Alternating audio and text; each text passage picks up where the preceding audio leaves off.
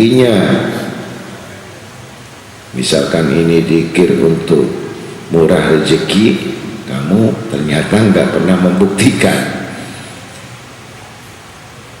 Ini untuk membuka ilmu, pelajaran ilmu, tetapi kita sendiri tidak mengetahui.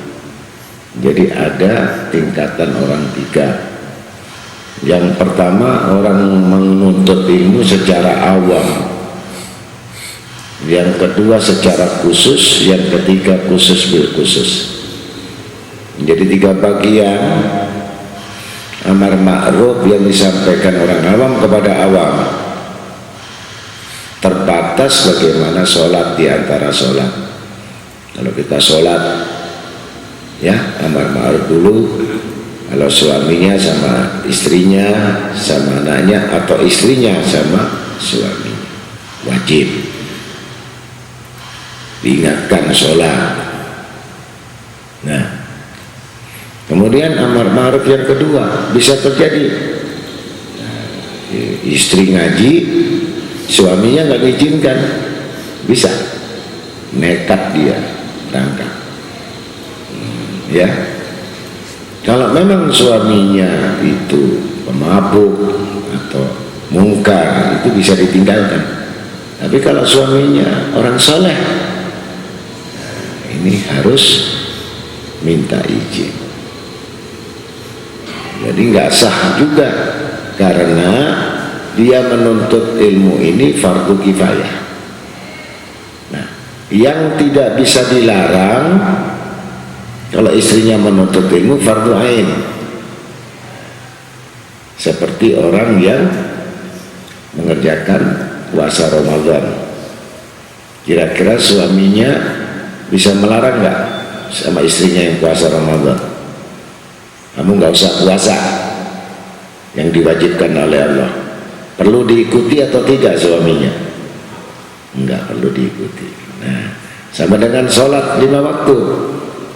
Kamu nggak usah sholat 5 waktu, nggak usah sholat asar. Itu bisa diikuti nggak suaminya? Nah, kalau menuntut ilmu secara fardu yang dimaksudkan fardu ain, berarti meninggalkan wajib menuju wajib, asal benar fardu ain. Tapi kalau fardu kifayah nggak bisa. Seperti datangi jenazah, menyolati orang mati, ya, kata suaminya, nggak usah, kamu nggak usah nyolati orang mati. Berarti sama meninggalkan kifayah menuju kifayah. Ada dua hukum. Kalau kita tadi melanggar dari hukum tadi, berarti kita tidak amar ma'ruf. Andai kata dia menuntut fardu ain ilmu, maka gugur. Istilahnya kalau apa? Sama-sama fardu ainnya. Dan fardu ain artinya meninggalkan wajib menuju wajib, tidak ada hukum. Karena seperti orang yang berpuasa bulan Ramadan. Jadi kalau amar ma'ruf ini juga ada fardu ain, ada fardu kifayah. Merintahkan agar puasa Ramadan wajib atau tidak? Wajib. Memerintahkan untuk sholat kepada anak istri kita wajib atau tidak? Wajib. Itu nggak boleh ditinggal. Nah, kalau ditinggalkan berarti dia bukan orang beriman, bukan orang soleh. Jadi kalau fardu ain itu wajib. Kalau fardu kifayah bisa kamu ngaji, bisa tidak, karena mungkin sama beratnya. Bersamaan waktu menuntut ilmu ada undangan, ada keluarganya yang mati, ditinggal yang ngaji tadi karena datangi tetangganya mati, karena fardu kifayah. Jadi mengerjakan fardu kifayah sama kifayah. Tapi kalau fardu ain, nah itu biasanya meletakkan kepada bai'at, artinya ikut tarekah. Nah, kalau ikut tarekah itu fardu ain.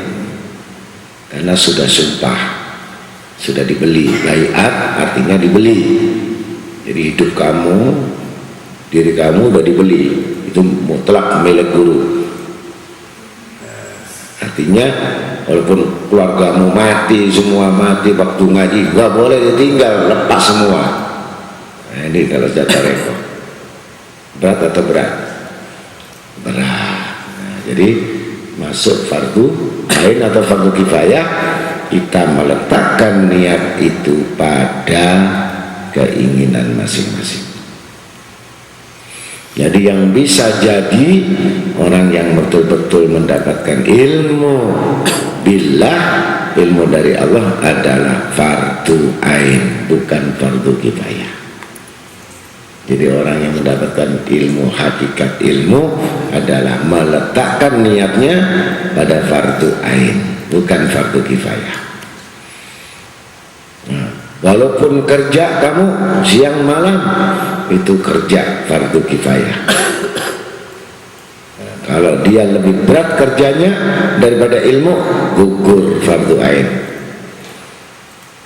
Jadi apapun yang ditinggalkan ilmu, gugur. Bahkan Allah Ta'ala telah menetapkan enggak bakal sukses dunianya, bahkan akhiratnya pun enggak kena. Dunia enggak kena, akhirat enggak kena. Ini yang bahayanya, kita tidak bisa memilih fardu ain dan fardu kifayah. Kalau meletakkan fardu ain, harus berani meninggalkan salah satu. Jadi nggak bisa dunia saya dapat, akhirat saya dapat, nggak kena. Itu fardu kifayah. Kalau fardu ain, nggak ada alasan. Ya, kalau sholat kita 5 waktu ada alasan, kita bisa qadha, bisa mengqadha. Kalau kita puasa Ramadan, kita bisa mengqadha. Tetapi kalau ilmu, waktu nggak bisa diqadha. Dia hilang bersama waktu, lenyap juga hari itu. Maka di situ kalau menuntutkan ilmu lebih sangat singkat waktunya, karena hilangnya waktu, hilanglah ilmu. Kalau sholat, puasa bisa diganti di qadha. Ya, mudah-mudahan itu bisa membedakan, meletakkan niat kita. Apakah kami masuk golongan fardu ain atau fardu kifayah? Yang jelas, kalau kita udah rumah tangga, punya anak, punya usaha, itu bukan fardu ain, tapi fardu kifayah.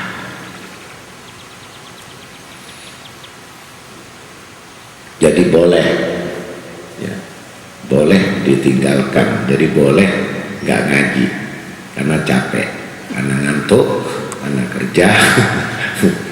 Nah, ada pertemuan di situ, silahkan. Memang begitu memang.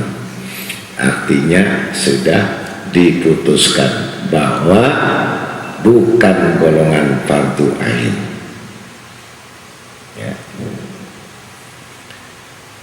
Jadi kita mulai dari pertama rukun atau sendi. Pertama yang disebut muhtasib. Muhtasib adalah pengatur dan pelaksana. Bagaimana mengatur dan melaksanakan. Jadi memiliki syarat-syarat, yang mana syarat dari muhtasib itu harus disebut orang-orang mukallaf. Artinya orang yang telah diberatkan dengan kewajiban agama. Mukallaf adalah orang yang menanggung beban berat terhadap agama. Artinya kena hukum wajib. Jadi ini sudah mukallaf, artinya sudah masuk dalam balik, yang sudah dewasa, yang memiliki pikiran sehat, ya, udah bisa tahu yang baik buruk, itu disebut mukallaf. Wajib sholat, ya, wajib puasa, ini nama disebut, itu sudah mukallaf apa belum? Nah, kalau sudah mukallaf wajib, karena punya akal sudah, ya, sudah bisa ngerti kapan minta kawin. Nah, itu mukallaf. Ya, kalau mu'allaf itu orang yang baru masuk Islam. Itu mu'allaf dengan mukallaf itu beda. Nanti kamu nggak ngerti mu'allaf apa, mukallaf. Ya. Jadi kamu termasuk ini golongan mukallaf, ngerti? Ya kan? Isnen mukallaf, ngerti isnen? Dua mukallaf artinya istrinya dua. Jadi kawin lagi, berarti isnen mukallaf, karena pinter dia dewasa. Nah, minta tambah nikmat. Nah, orang tambah nikmat, ya, haji 1 kali minta 2 kali. Nah, itu isnen mukallaf, ya, paham sudah?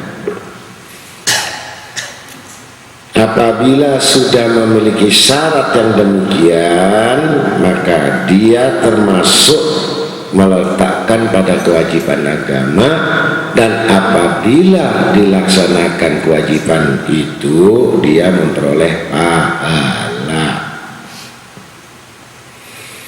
Dan tidaklah bagi seseorang melarangnya. Dari segi dia itu belum mukallaf. Jadi kalau belum akil balik nggak berdosa, karena kurang akal, ya, seperti anak kecil itu, ya, kencing tidak cuci, tidak wudhu, itu nggak kena, namanya mukallaf. Tapi kalau yang sudah punya akal, nah, ada mustamal, nah, batal, harus wudhu. Jadi kalau orang yang menuntut ilmu tadi nggak bisa mengamalkan wudhu, berarti termasuk golongan mu'allaf, bukan mukallaf. Nah, ya, kurang akal.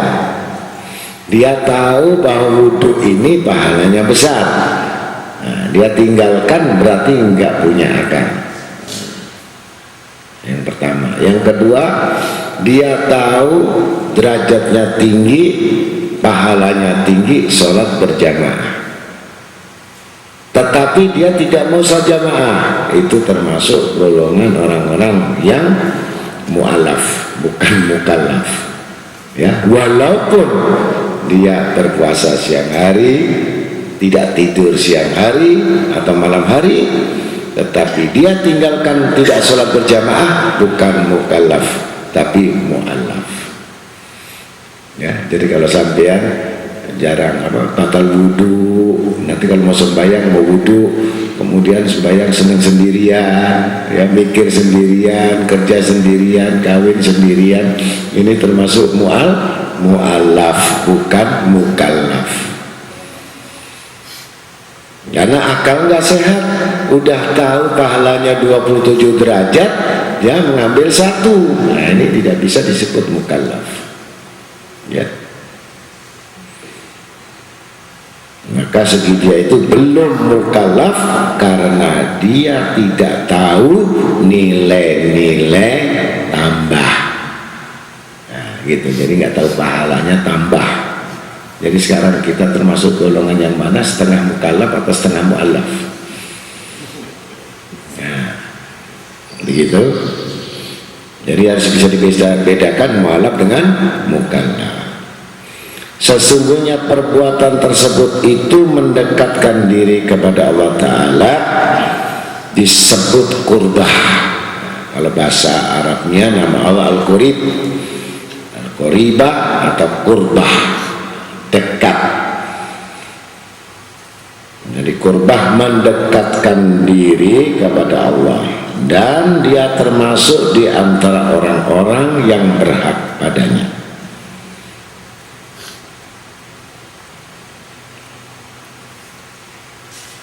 Maka sholat itu, dengan sholat bisa mendekatkan diri kepada Allah. Dengan sholat, dengan menjadi imam bisa menambahkan dekat dari Allah. Padahal kalau sholat berjamaah pahalanya imam dan makmum sama, 27 derajat. Dan kalau diketahui itu 40 orang yang sholat berjamaah, niscaya tidak ditolak, semua sholatnya diterima, walaupun ngantuk, walaupun simpang siur pikirannya. Nah, jadi pentingnya cari jamaah 40 orang.